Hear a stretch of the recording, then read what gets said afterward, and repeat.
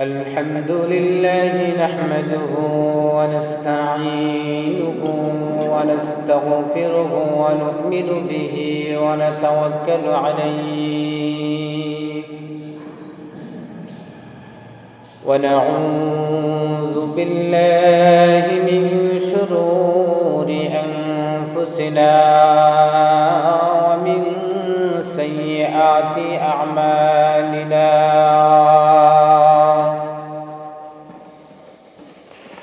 من يهده الله فلا مضل له ومن يضلله فلا هادي له ونشهد أن لا إله إلا الله وحده لا شريك له ونشهد أن سيدنا وسندنا وحبيبنا وحبيب ربنا وطبيبنا وطبيب قلوبنا ومولانا محمدا عبده ورسوله الذي أرسله بالحق بشيرا ونذيرا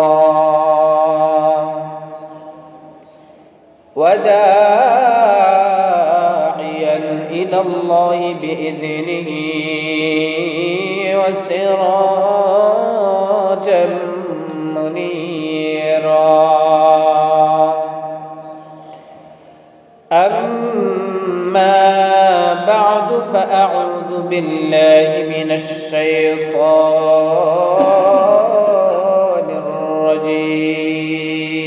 الرجيم بسم الله الرحمن الرحيم إن الذين آمنوا وعملوا الصالحات كانت لهم جنات الفردوس نزلا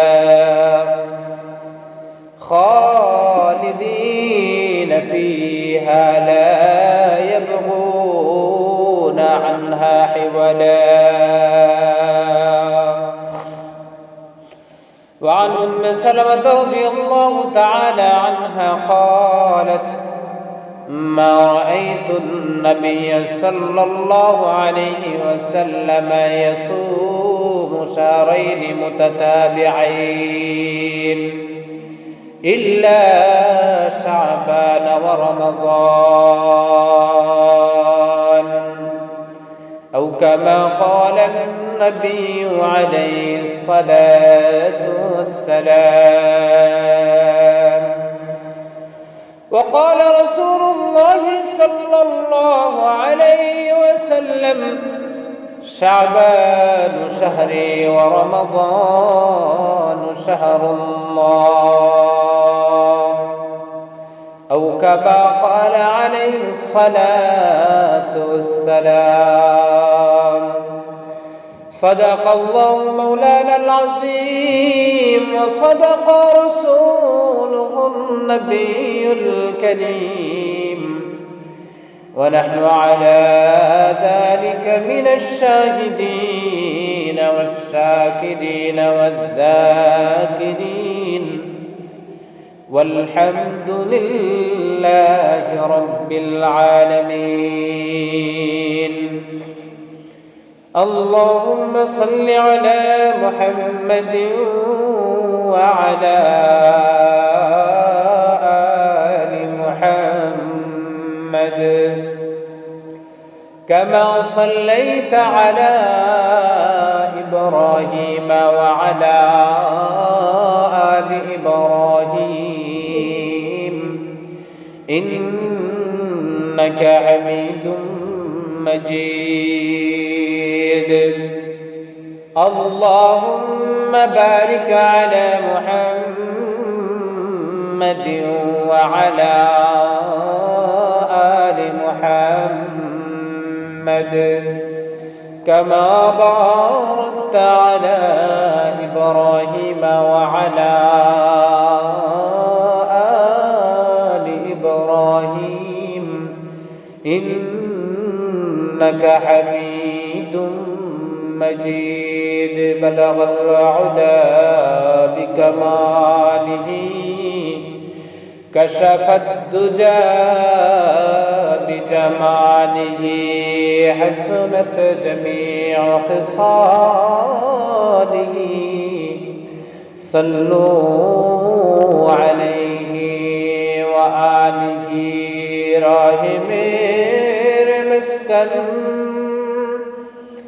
حوالي كعبة بني مير مدفن ديار مدينة بلغ العلا بكماله كشف الدجى بجماله حسنت جميع خصاله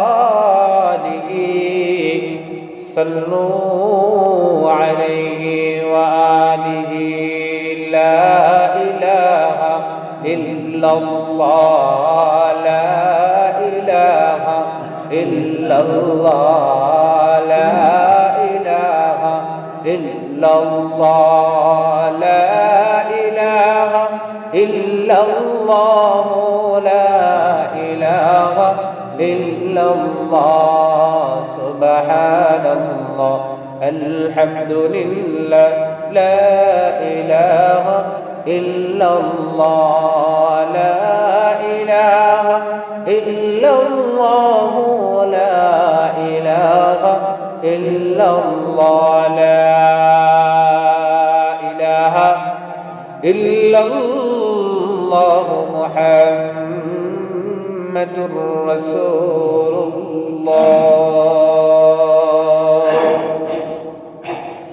আলহামদুলিল্লাহ মহান রব্বুল আলামিনের দরবারে লাখ কোটি শুকরিয়া যে রব্বুল আলামিন আপনাকে আমাকে প্রতি শুক্রবারে নিয়ে আজকের এই দিনেও রব্বুল আলামিন দুনিয়ার সমস্ত ঝামেলা থেকে ফারিগ করে আমাদেরকে তার প্রিয় ঘর মসজিদ পর্যন্ত আসার তৌফিক দান করেছেন।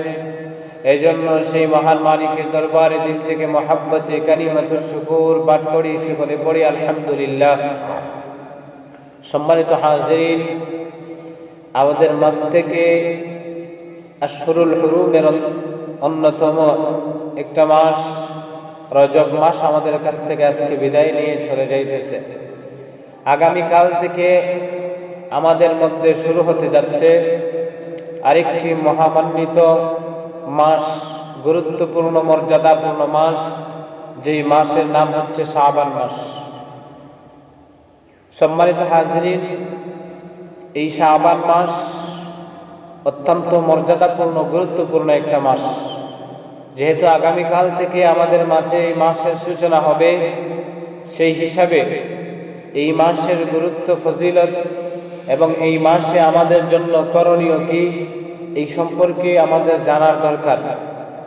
সেই সুবাদে কোরআনে হাকিমের একখানা আয়াতে কারিমা আপনাদের সামনে তিলাওয়াত করেছি, পাশাপাশি রাসূল করিম সাল্লাল্লাহু আলাইহি ওয়াসাল্লামের হাদিস মুবারাকা থেকে দুখানা হাদিস আপনাদের সামনে পেশ করেছি।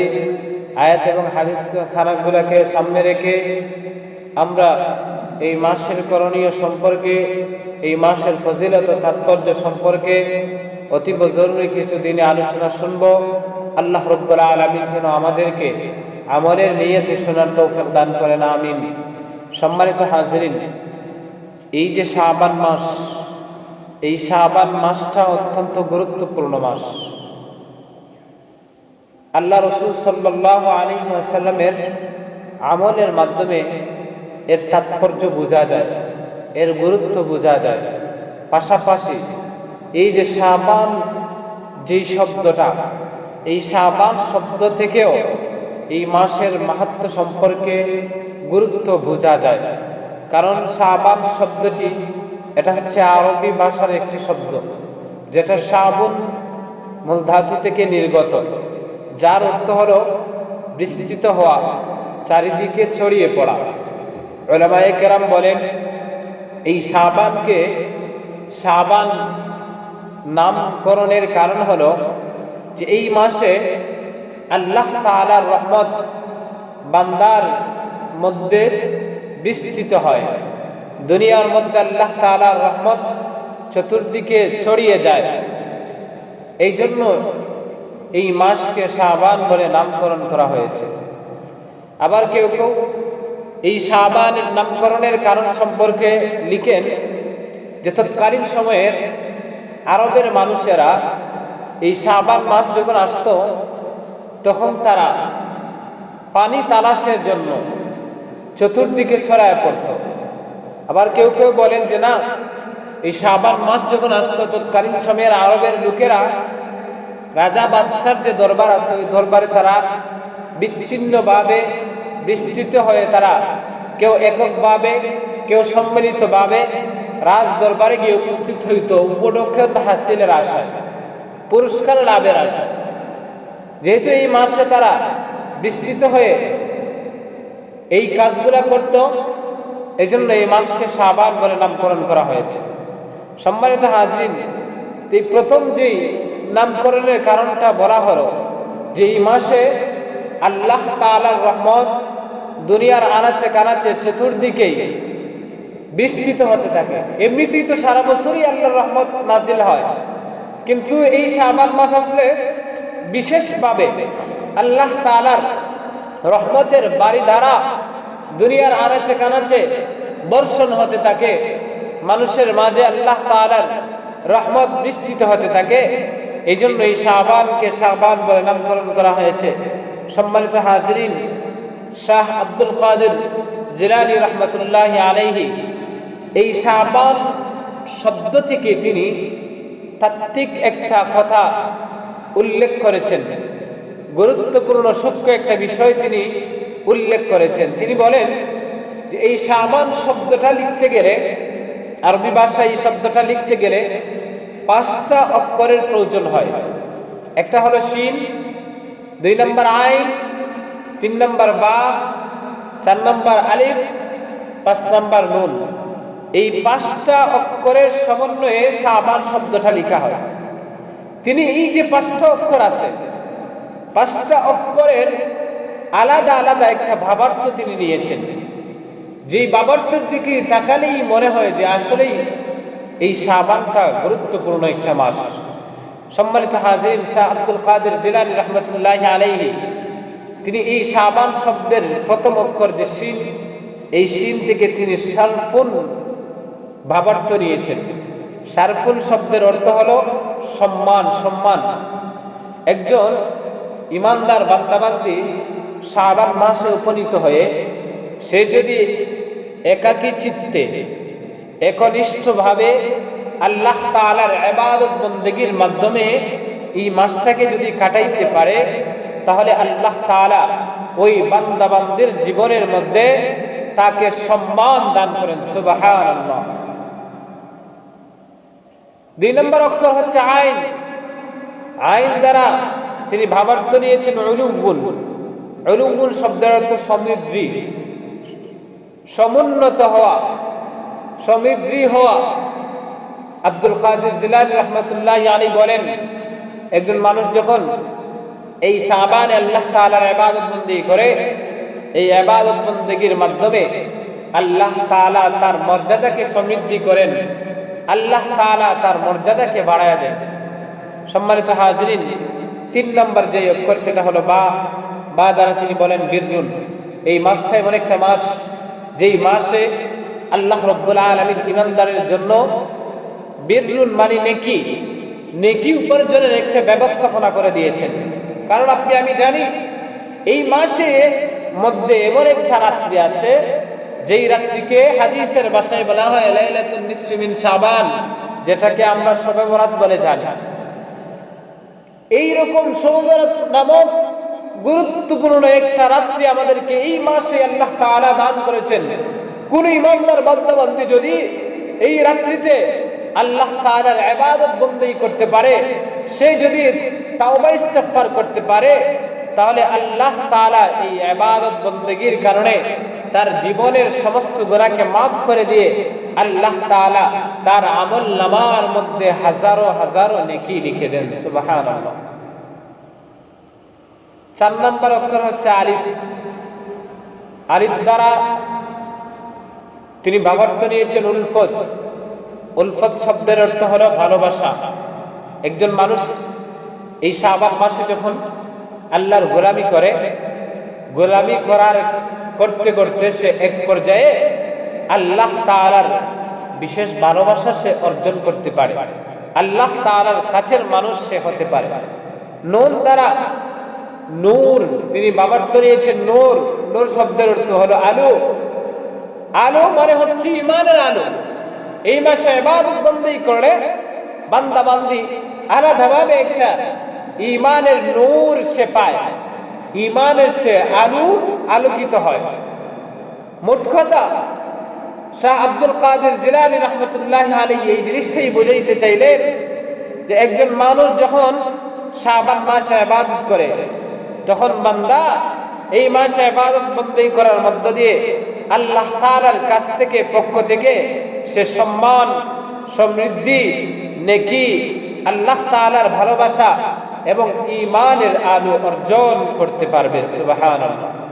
সম্মানিত হাজিরিন, এই যে শাবান শব্দের অর্থ, আবিধানিক অর্থ, পারিভাষিক অর্থ, শাহ আব্দুল কাদের জিলানী রাহমাতুল্লাহি আলাইহির যে সূক্ষ্ম বিশ্লেষণ, এর থেকেই এই জিনিসটাই প্রতীয়মান হয় যে এই মাস অত্যন্ত একটা মর্যাদাপূর্ণ গুরুত্বপূর্ণ মাস। হাদিসে পাকের মধ্যে আল্লাহ রাসূল সাল্লাল্লাহু আলাইহি ওয়াসাল্লাম বলেছেন, শাবানু শাহরি ওয়া রমাদানু শাহরুল্লাহ। আল্লাহর হাবিব সাল্লাল্লাহু আলাইহি ওয়াসাল্লাম বলেন, শাবান মাস হলো আমার মাস। আল্লাহর রাসূল সাল্লাল্লাহু আলাইহি ওয়াসাল্লাম এই শাবান মাসকে তিনি নিজের দিকে সম্পৃক্ত করেছেন, নিজের দিকে সম্বন্ধ করেছেন। আমরা জানি, আমরা দেখতে পাই, মানুষ যে যত বেশি সম্মানী হয়, সম্মানী লোক যখন তার নিজের দিকে কোনো কিছুকে যখন সম্বোধন করে, সম্পৃক্ত করে, তখন ওই সম্পৃক্ত সম্বোধনকৃত জিনিসটাও কিন্তু সম্মানী ব্যক্তি তার নিজের দিকে নিসবত করার কারণে ওই জিনিসটাও কিন্তু মূল্যবান হয়ে যায়, ওই জিনিসটাও কিন্তু দামি হয়ে যায়। এজন্য আমরা দেখতে পাই আমাদের সমাজের মধ্যে যারা হচ্ছে সম্মানজনক মানুষ, সম্মানী মানুষ, যেমন ধরুন আমাদের রাষ্ট্রপ্রধান যদি আমাদের এলাকার সাধারণ একজন মানুষের ব্যাপারে সে যদি বলে যে ওই লোকটা হলো আমার কাছের মানুষ, তখন দেখবেন সমাজের মধ্যে তার দাম থাকুক বা না থাকুক, কিন্তু রাষ্ট্রপ্রধান তার নিজের দিকে ওই লোকটাকে সম্পৃক্ত করার কারণে, নিসবত করার কারণে সমাজের মধ্যে তার দাম না থাকলেও কিন্তু তার দাম বেড়ে যায়। যায় কি যায় না? দাম বেড়ে যায়। ঠিক তদ্রূপভাবে যে কোনো সম্মান সূচক ব্যক্তি যদি যে কোনো বিষয়কে, যে কোনো জিনিসকে যদি নিজের দিকে নিসবত করেন, নিজের দিকে সম্বোধন করেন, তাহলে ওই জিনিসটারও দাম বেড়ে যায়, ওই জিনিসটারও সম্মান বেড়ে যায়। যেমন আপনি আমি জানি আল্লাহ রাসূল সাল্লাল্লাহু আলাইহি ওয়াসাল্লামের একজন কৃতদাস ছিলেন হযরত যায়েদ ইবনে হারিসা রাদিয়াল্লাহু তাআলা আনহু। হযরত যায়েদ ইবনে হারিসা রাদিয়াল্লাহু তাআলা আনহু যিনি আল্লাহ রাসূল সাল্লাল্লাহু আলাইহি ওয়াসাল্লামের গোলাম ছিলেন, চাকর ছিলেন, এই গোলামকে আল্লাহর রাসূল তিনি নিজের সন্তান বলে সম্বোধন করেছিলেন। সন্তান বলে, পারক পুত্র বলে সম্বোধন করেছিলেন, যার কারণে হযরত যায়েদ ইবনে হারিসার দাম সাহাবায়ে কেরামদের মধ্যে এতটাই বেড়ে গিয়েছিল শুধু দুনিয়ার মধ্যে যে হযরত যায়েদ ইবনে হারিসার দাম বেড়ে গিয়েছিল এমন না, না না, দুনিয়ার সমস্ত রাজা বাদশার চাইতেও এই দুনিয়ার মধ্যে হযরত যায়েদ ইবনে হারিসা রাদিয়াল্লাহু তাআলার দাম ছিল। এমনই পাবে ওই হাসরের ময়দানেও আল্লাহ রাব্বুল আলামিন যায়েদ ইবনে হারিসা রাদিয়াল্লাহু তাআলাকে এমন সম্মানিত করবেন, এমন দামি বানাইবেন যে তাকে জান্নাতের মধ্যে জায়গা দিবেন। সুবহানাল্লাহ। তো দেখা গেল একজন সাধারণ গোলাম, যায়েদ ইবনে হারিসা ছিলেন একজন সাধারণ গোলাম। গোলাম হওয়ার পরও রাসূল তার নিজের দিকে তার নিজের পালক পুত্র বলে সম্বোধন করার কারণে তার দাম দুনিয়াতেও বেড়ে গিয়েছে, আখিরাতেও বেড়ে গিয়েছে। ঠিক তদ্রূপভাবে আপনি আমি দেখতে পাই দুনিয়ার মধ্যে যত মসজিদ আছে সব মসজিদেই কি আল্লাহর ঘর? কি আল্লাহর ঘর না? সবই তো আল্লাহর ঘর। নাকি তফাত আছে? তফাত নাই, সবই আল্লাহর ঘর। কিন্তু মদিনার মধ্যে এমন একটা মসজিদ আছে যেই মসজিদের নাম হলো মসজিদে নববী। এই মসজিদে নববী রাসূলের দিকে সম্পৃক্ত হওয়ার কারণে রাসূলের মসজিদ নামে নামকরণের কারণে রাসূল তিনি তার নিজের দিকে মসজিদের নিসবত করার কারণে দুনিয়ার সাধারণ সমস্ত মসজিদের মতো হওয়ার পরেও এই যে মসজিদে নববীর দাম কিন্তু আলাদা আলাদা। হাদিসে পাকের মধ্যে আল্লাহ রাসূল সাল্লাল্লাহু আলাইহি ওয়াসাল্লাম বলেন, আমার এই মসজিদে নববীর এতটাই দাম, কোন বান্দা যদি এই মসজিদে নববীর মধ্যে আসিয়া সে যদি 1 রাকাত নফল নামাজ পড়ে, আল্লাহর রাসূল এক হাদিসের মধ্যে বলেন 1000, অন্য রিওয়ায়াতের মধ্যে আল্লাহ রাসূল বলেন 50,000 রাকাত নফল নামাজ পড়লে যে সওয়াব আল্লাহ তাআলা 1 রাকাত নফল নামাজ পড়লে তার আমলনামায় ওই পরিমাণ সওয়াব লিখে দেন। তেমনি ভাবে এই যে মদিনা শহর, এই মদিনা শহরের আবহাওয়া পরিস্থিতি কোন একটা সময়ে এতটাই খারাপ ছিল, তার আবহাওয়া পরিস্থিতি খারাপ থাকার কারণে মানুষ তাকে ইয়াসরিব বলে সম্বোধন করত, অর্থাৎ অভিশপ্ত একটা শহর। অভিশপ্ত বলে সবাই জানতো। আল্লাহ রাসূল সাল্লাল্লাহু আলাইহি ওয়াসাল্লাম মক্কা থেকে হিজরত করে যখন মদিনার মধ্যে চলে যান, মদিনার মধ্যে যাওয়ার পরে যখন এই মদিনাকে তিনি নিজের দিকে নিসবত করলেন, নিজের দিকে সম্বোধন করলেন, যেদিন থেকে এই মদিনাতুর রাসূল হয়ে গেল, সেদিন থেকে কিন্তু এই মদিনার দাম বেড়ে গেল। কোন এক সময়ে যেই মদিনা অভিশপ্ত শহর নামে সমাজের মধ্যে সমাদৃত ছিল, সমাজের মধ্যে প্রসিদ্ধ ছিল, ওই মদিনা অত্যন্ত মর্যাদাপূর্ণ একটা গুরুত্বপূর্ণ শহরে পরিণত হয়ে যায়। বর্তমান বিজ্ঞানীরা তারা রিসার্চ করে দেখেছে, তাই এই কথাটা বলে যে দুনিয়ার মধ্যে যত জায়গা আছে সব জায়গার আবহাওয়ার চাইতে মদিনার আবহাওয়ার মতো সুস্বাস্থ্যকর আবহাওয়া দুনিয়ার আর কোথাও নাই। এই যে একটা অভিশপ্ত শহর, এই শহর কি কারণে মর্যাদাপূর্ণ হয়েছে? রাসূলের সাথে রাসূলের দিকে নিসবত হওয়ার কারণে।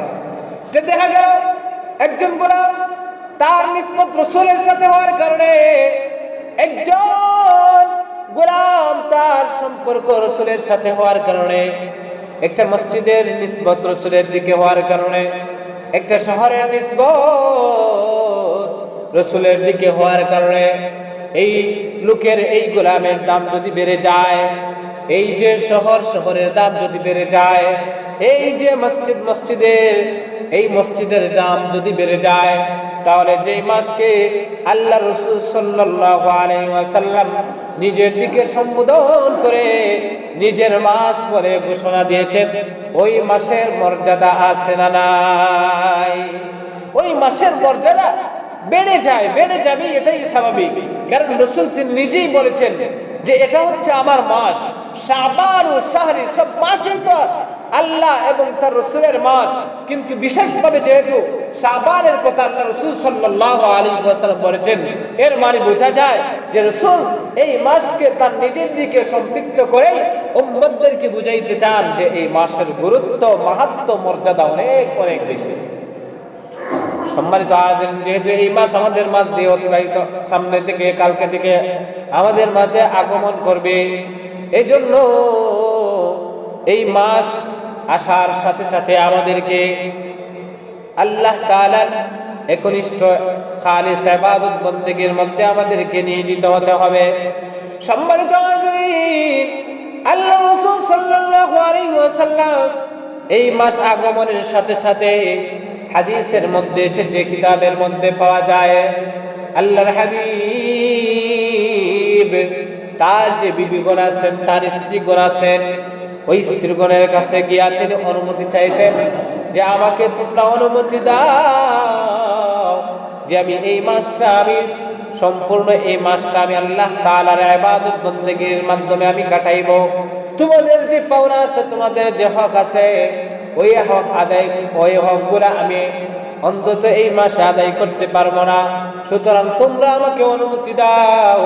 আল্লাহ রাসূল সাল্লাল্লাহু আলাইহি ওয়াসাল্লাম এই মাস আসার সাথে সাথে তার বিবিদের কাছ থেকে অনুমতি নিয়ে তিনি একনিষ্ঠভাবে এই মাসে আল্লাহ তাআলার ইবাদত বন্দেগীর মধ্যে তিনি লিপ্ত হয়ে যাইতেন। আল্লাহ রাসূল সাল্লাল্লাহু আলাইহি ওয়াসাল্লাম এই মাসে বেশি বেশি করে নফল নামাজ আদায় করতেন। এজন্য তো রাতের বেলা বিবিদের সাথে সময় কাটাইতে পারবেন না, তাই তো আগে থেকে এই মাস প্রবেশের সাথে সাথে তিনি তাদের কাছ থেকে অনুমতি নিতেন যে আমাকে অনুমতি দাও, আমাকে মোহলত দাও, আমাকে রেহাই দাও যে আমি এই মাসে রাত পর আল্লাহ তাআলার ইবাদত বন্দেগী করব। তোমাদের হক আদায় করতে গিয়ে আমার ত্রুটি হবে, তোমরা আমাকে অনুমতি দাও। সম্মানিত হাজির, আল্লাহ রাসূল সাল্লাল্লাহু আলাইহি ওয়াসাল্লাম তার বিবিদের কাছ থেকে অনুমতি নিয়ে এই পুরোটা মাস নফল ইবাদত বন্দেগীর মাধ্যমে রাত্রিবেলা তিনি কাটাইতেন।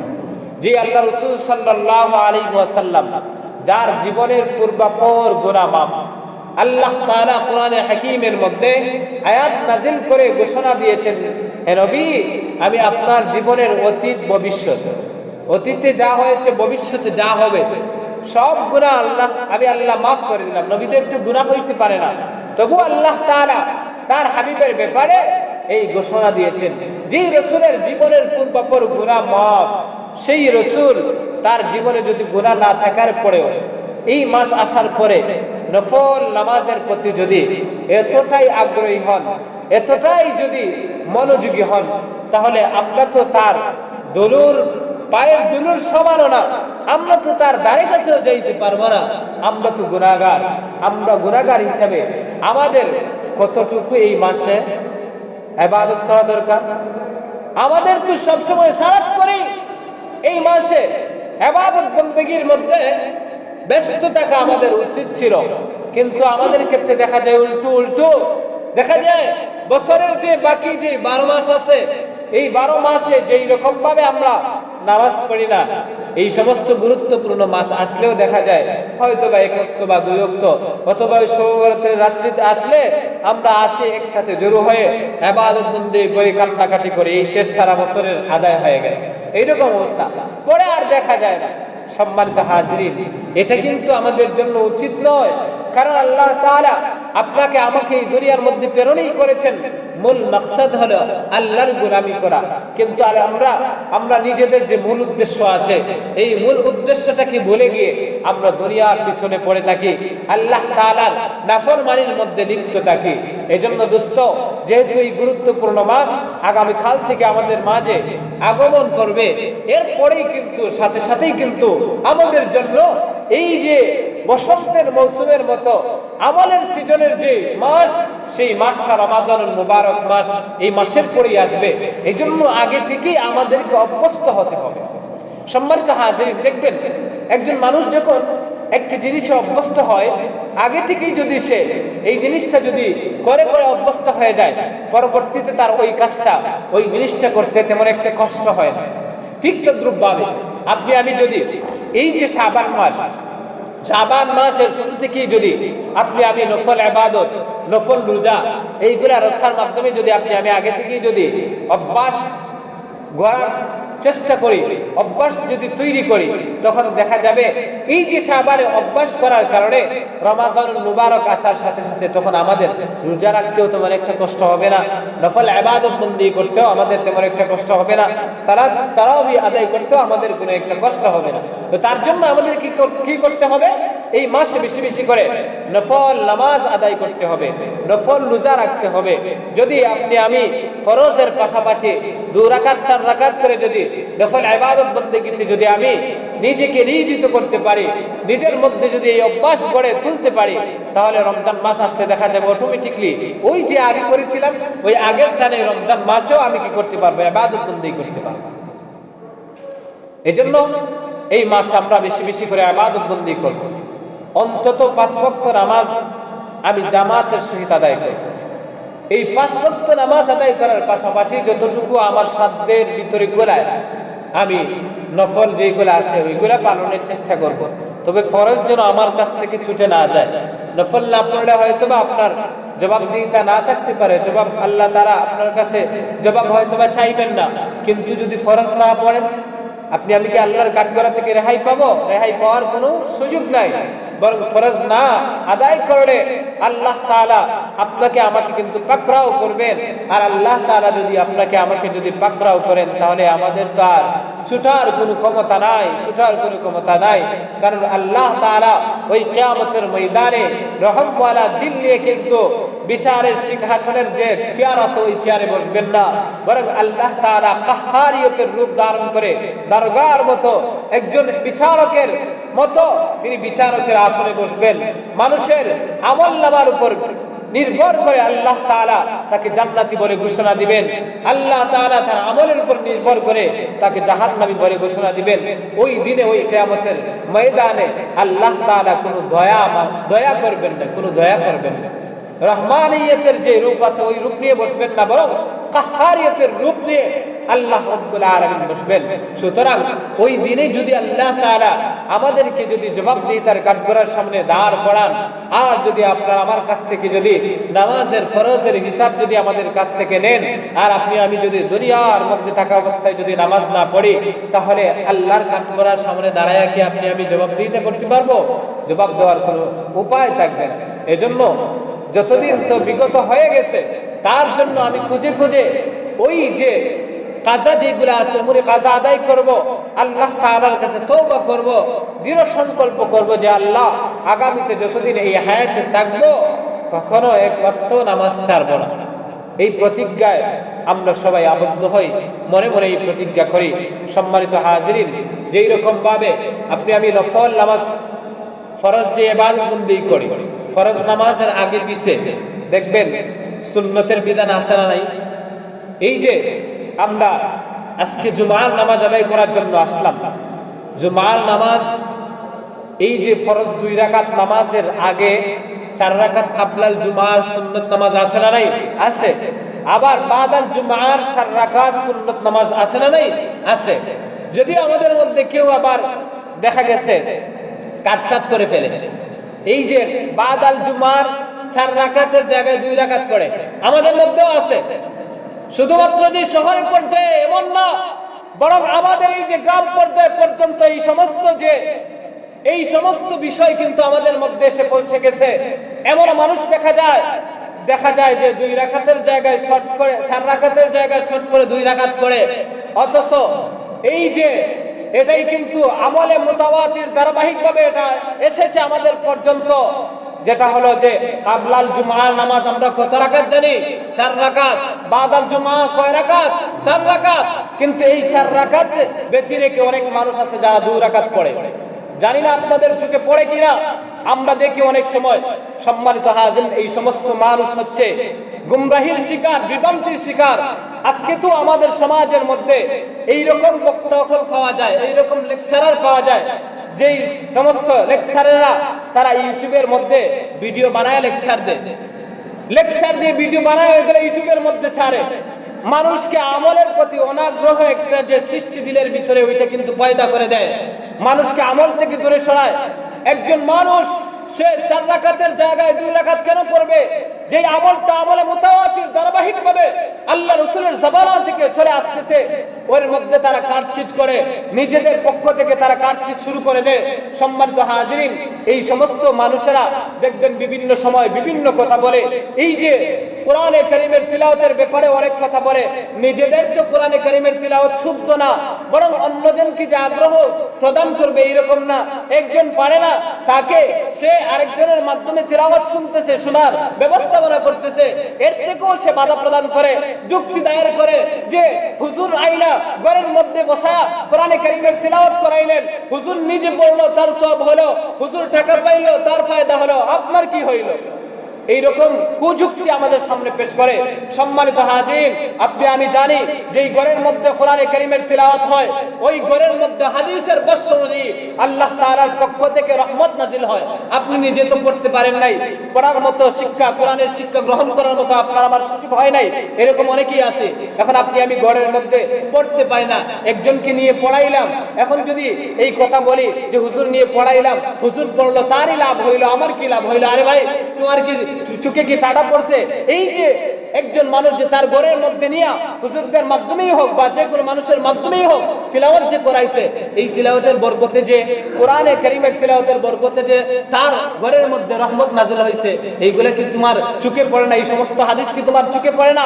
পাশাপাশি যেই লোকটা মূর্খ, কোরআনে কারীমের তিলাওয়াত করতে জানে না, ওই লোকটা যে পাশে বসে আরেকজনের জবান থেকে, কণ্ঠ থেকে যে কোরআনে কারীমের তিলাওয়াত শুনলো, আর হাদিসে তো এসেছে যেই ব্যক্তি কোরআনে কারীমের তিলাওয়াত করে, যেই ব্যক্তি শুনে, তিলাওয়াত করলে যেই পরিমাণ সওয়াব, শুনলে ওই পরিমাণ সওয়াব আল্লাহ তাআলা আমলনামার মধ্যে লিখে দেন। তাহলে এই যে এই লোকটা যে আরেকজনের পাশে বইসা বইসা তিলাওয়াত শুনলো, তার লাভ হলো কি লাভ হলো না? সম্মানিত হাজির, এই যে নিজেরাও তারা তিলাওয়াত করে না, নিজেদের তিলাওয়াতের দিকে তাকালে দেখা যায় হাজার ভুল।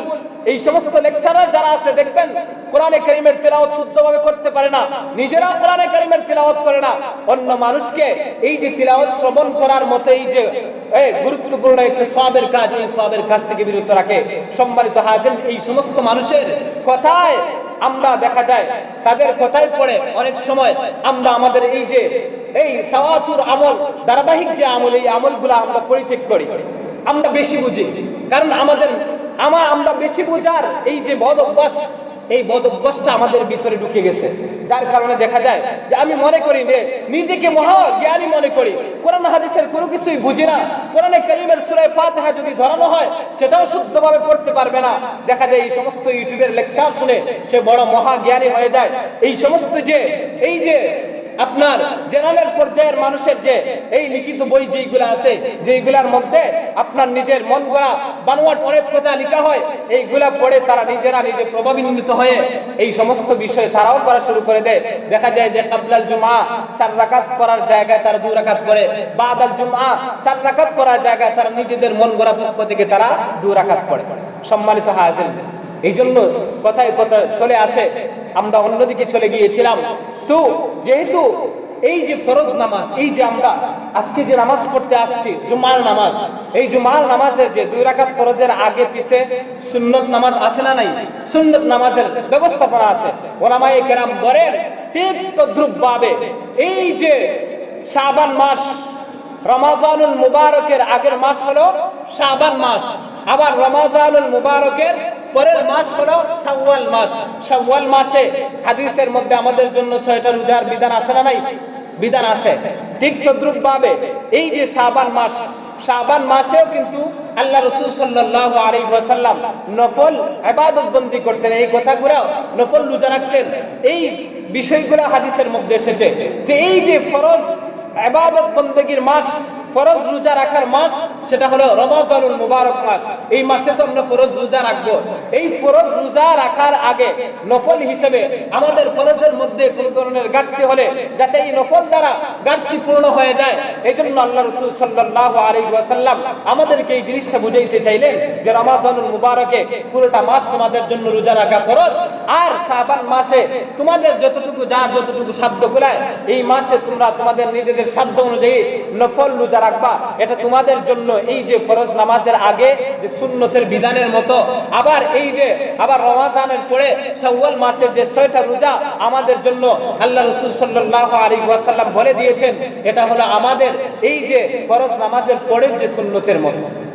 সম্মানিত হাজির, এই জন্য এই মাসে আমরা নফল রোজা রাখার চেষ্টা করব, কারণ আল্লাহ রাসূল সাল্লাল্লাহু আলাইহি ওয়াসাল্লাম এই মাসে বেশি বেশি করে নফল রোজা রাখতেন।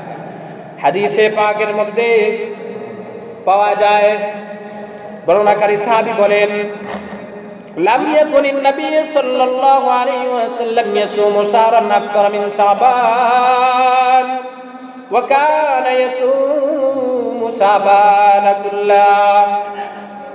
আল্লাহ রাসূল সাল্লাল্লাহু আলাইহি ওয়াসাল্লামের শাবানের আমল সম্পর্কে সাহাবী বলেন যে আল্লাহ রাসূল সাল্লাল্লাহু আলাইহি ওয়াসাল্লাম নফল রোজা যেই মাসে সবচেয়ে বেশি আদায় করতেন সেই মাসের নাম হলো শাবান মাস। এমন হয়তো আল্লাহ রাসূল সাল্লাল্লাহু আলাইহি ওয়াসাল্লাম এই শাবান মাসের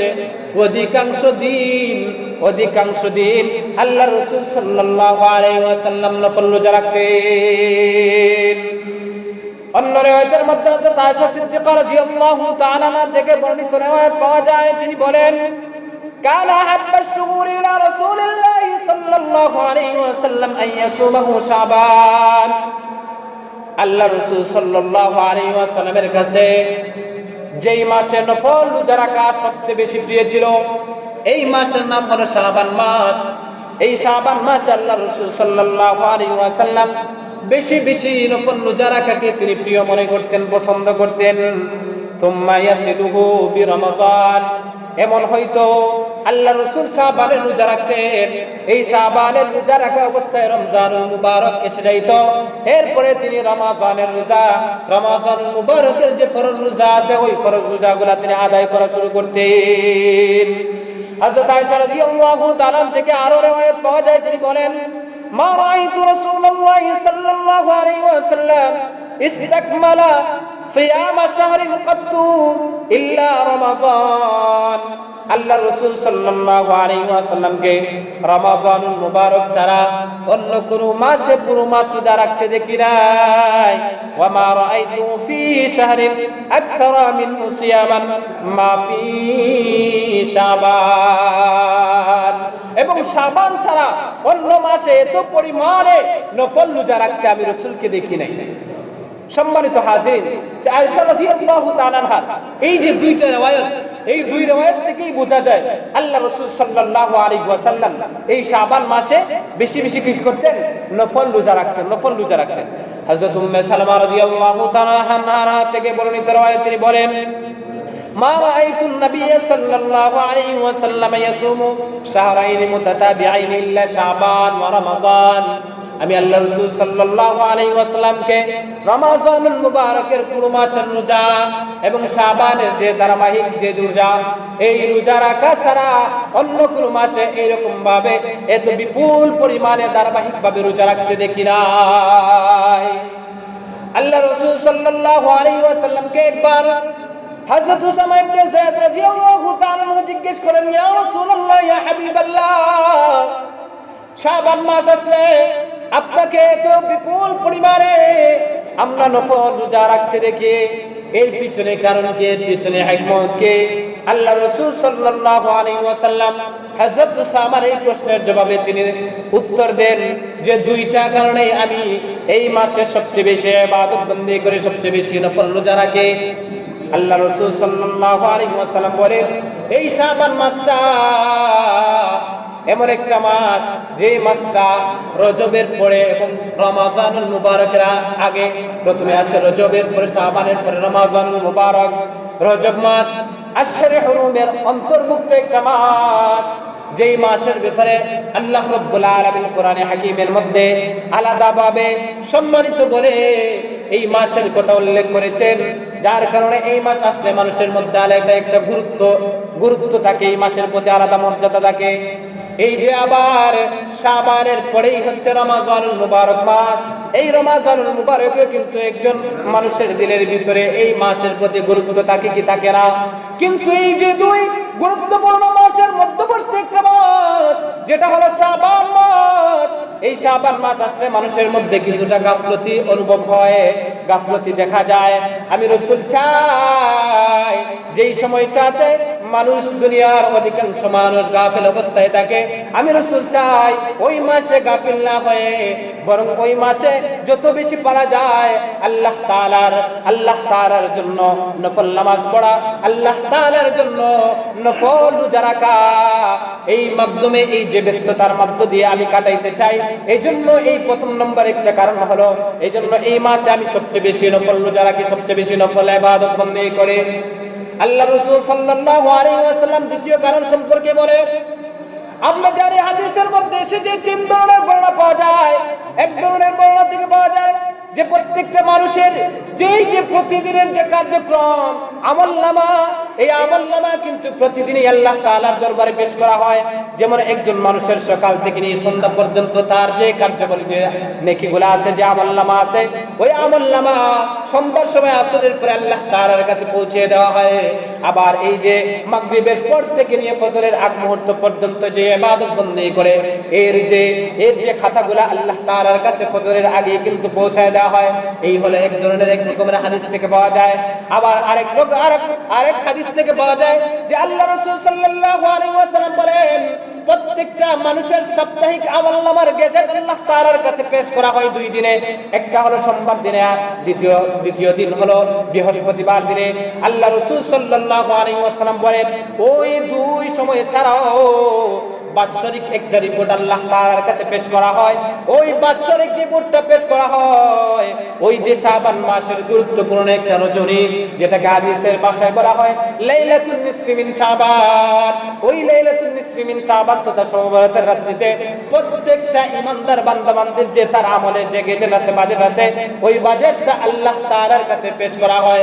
আল্লাহ রাসূল সাল্লাল্লাহু আলাইহি ওয়াসাল্লাম বলেন আমি চাই আমার বাৎসরিক গেজেটটা, আমার বাৎসরিক রিপোর্টটা আল্লাহ তাআলার দরবারে যেন এমন অবস্থায় পৌঁছানো হয় যেই অবস্থায় আমি রাসূল নফল সিয়াম পালনরত অবস্থায় থাকি, নফল রোজা রাখা অবস্থায় যাতে আমার আমলের গেজেটটা, বাজেটটা আল্লাহ তাআলার কাছে পেশ করা হয়। এই জন্য আমি এই মাসে বেশি বেশি করে কি করি? নফল রোজা রাখি। সম্মানিত হাজির, এই জন্য আমাদের জন্য এই মাসে করণীয় হলো আমরা এই মাসে বেশি বেশি করে প্রথম নম্বর নফল রোজা রাখার চেষ্টা করব। দুই নাম্বার হচ্ছে এই মাস থেকে আমরা চেষ্টা করব যে এই যে সালাতুত তাহাজ্জুদের অভ্যাস গড়ে তোলার, বেশি বেশি করে নফল নামাজ আদায় করার চেষ্টা করব। তিন নাম্বার হলো এই মাসে আমরা বেশি বেশি করে কোরআনে কারীমের তিলাওয়াত করার চেষ্টা করব। কারণ যেহেতু এই যে কোরআন নাজিলের মাস রমজান মাস আমাদের সামনে আসতেছে, এজন্য এই মাসের প্রস্তুতি হিসেবে আমরা এই মাসে বেশি বেশি কি করব? কোরআনে কারীমের তিলাওয়াত করব। নিজেরা না পারলে অন্যকে দিয়ে হলেও আমি তার সামনে বসে তিলাওয়াত করে আমি শোনার চেষ্টা করব। এই ধারাবাহিকতা বজায় রাখবো। এই সমস্ত এই যে ইন্টারনেটে ভাইরাল বক্তাদের কথায় আমরা কান দিব না। সম্মানিত হাজির, এরপরে এই মাস আসার সাথে সাথে সাহাবায়ে কেরামের একটা অভ্যাস ছিল, তারা যাকাত আদায় করে নিতেন যাতে এই যে গরিব অসহায় মানুষ যারা আছে তারা যাতে রমাদানুল মুবারকের জন্য খাবারের যে বন্দোবস্ত করতে পারে, আর্থিক একটা যে তাদের সচ্ছলতা সেই টাকার মাধ্যমে সে যাতে তার এই যে রমাদানের যে সার্বিক যে প্রয়োজন, এই প্রয়োজন মিটাইতে পারে। এজন্য তারা রমাদানুল মুবারকের শেষের দিকে তারা কি করতেন? এই যে শাবানের শেষের দিকে তারা যাকাত আদায় করে নিতেন। সম্মানিত হাজির, এই যে বিষয়গুলো আছে, এই ইবাদত বন্দেগী এগুলা আমরা যথাযথভাবে আদায় করার চেষ্টা করব। আমাদের ইবাদত বন্দেগী যেন বিদআত মুক্ত হয়, কোরআন সুন্নাহর ভিতর থেকে যেন হয়। আল্লাহ রাব্বুল আলামিন যেন আমাদের সবাইকে এর উপর আমল করার তৌফিক দান করেন।